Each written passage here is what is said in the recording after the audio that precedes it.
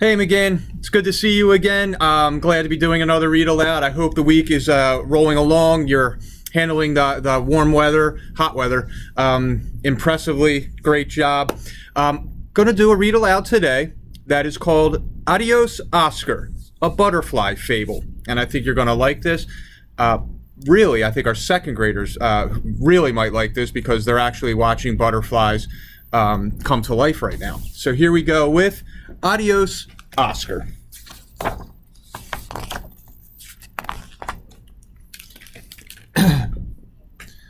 There was a house. In the window of this house, there was a flower in a pot. On a leaf of this flower, there was a little caterpillar. And if you'd asked this caterpillar his name, he would have said, "My name is Oscar." That's just what he said when a butterfly blew in from the sky, landed on his flower, and asked his name. "Pleased to meet you, Oscar," said the butterfly. "My name's Bob. I just flew in from Detroit, and boy are my wings tired. But seriously, do you know the way to Mexico?" "Nope, but I sure like those wings of yours," said Oscar. "Thanks," said Bob. "One day you'll have a pair of your own." "Really?" Oscar gasped. "Count on it," said Bob. Then, fluttering off on the passing breeze, he shouted, "If you're ever down in Mexico, look me up." Oscar crawled as fast as he could to tell his caterpillar friends all about the wings he was going to grow and how he was going to fly far away, just like Bob the butterfly. "No one listens to butterflies," Squirmy sneered. "They just make stuff up.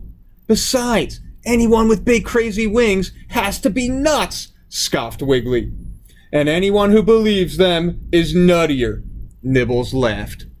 "Look at us," sang the three caterpillars. "We're Oscar the amazing flying nut." "You're starting to bug me," Oscar growled.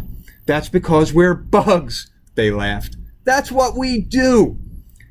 Then they saw a ladybug, and off they went to prove their point by bugging her about the spots on her back.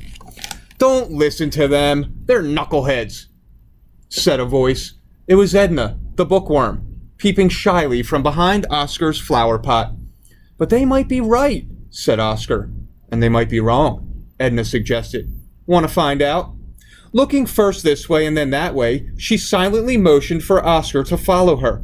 They crawled off the windowsill, then up a bookcase until they came to an old book made of shiny brown leather and decorated with gold.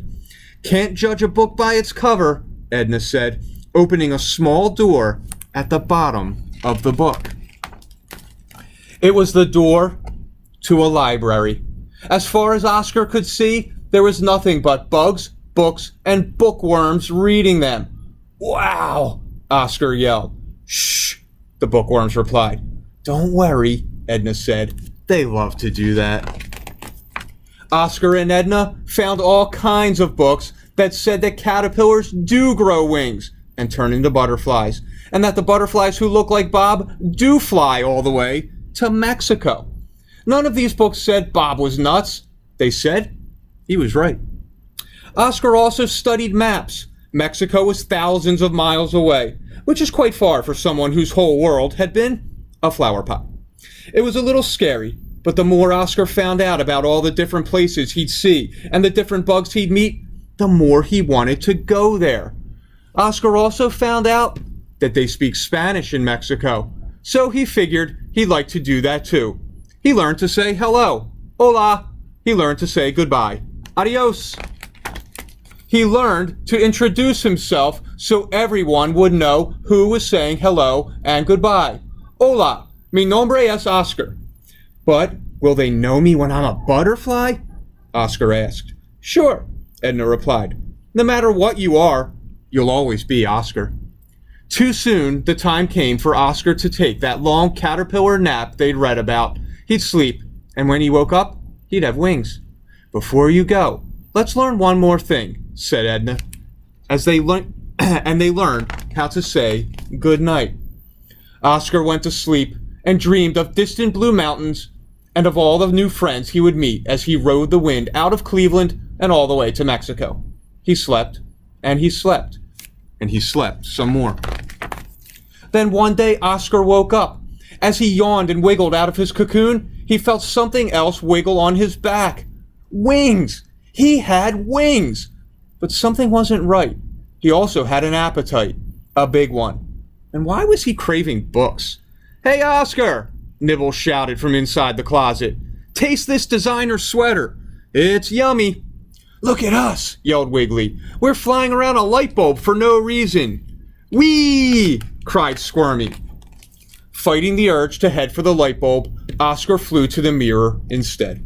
"Oh no!" he cried. "Someone made a mistake. I'm not a butterfly. I'm a moth."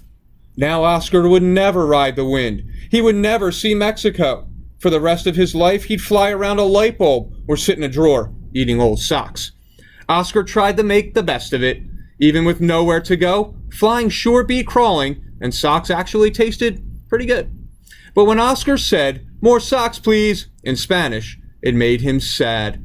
It just reminded him of the blue mountains he would never see. He might have forgotten all about Mexico, but one bright night, Oscar happened to land on his favorite flower in the window. He hadn't come back there since he'd become a moth, and looking around, a tiny piece of paper caught his eye. There was writing on it, and this is what it said. "Dear Oscar, amazing things can happen when a moth thinks like a butterfly. Write to me from Mexico. Love, Edna." Oscar felt the moon beckon to him like a big light bulb in the sky. Yes, he was a moth. And what a moth. "Adios, amigos," said Oscar. "I've got a postcard to write." And off he soared, up toward the moon and into the great night sky. "Where are you going?" Squirmy called after him. "You won't get far," shouted Wiggly. "What's amigos?" Nibbles asked. "Can you eat it?" The other moths figured that he'd be back as long as there was a porch light to fly around. After all, they said, he's a moth, and that's what we do. But that's not what Oscar did. Even with the porch light on, he never came back. However, there are blue mountains in Mexico. High in these mountains, there's a green field that is alive with countless butterflies. In the middle of the field, there is a flower. Sitting on this flower, you'll find a moth who's writing a postcard to a friend. If you ask this moth his name, he'll most likely say, "Mi nombre es Oscar." Dear Edna, I thought like a butterfly. Love, Oscar. P.S. Bob says hi. So I love how that book celebrates you can be and achieve anything that you want if you put your mind to it. You have that determination. McGinn, it's good seeing you, and I'll be back for our next read aloud tomorrow. Take care.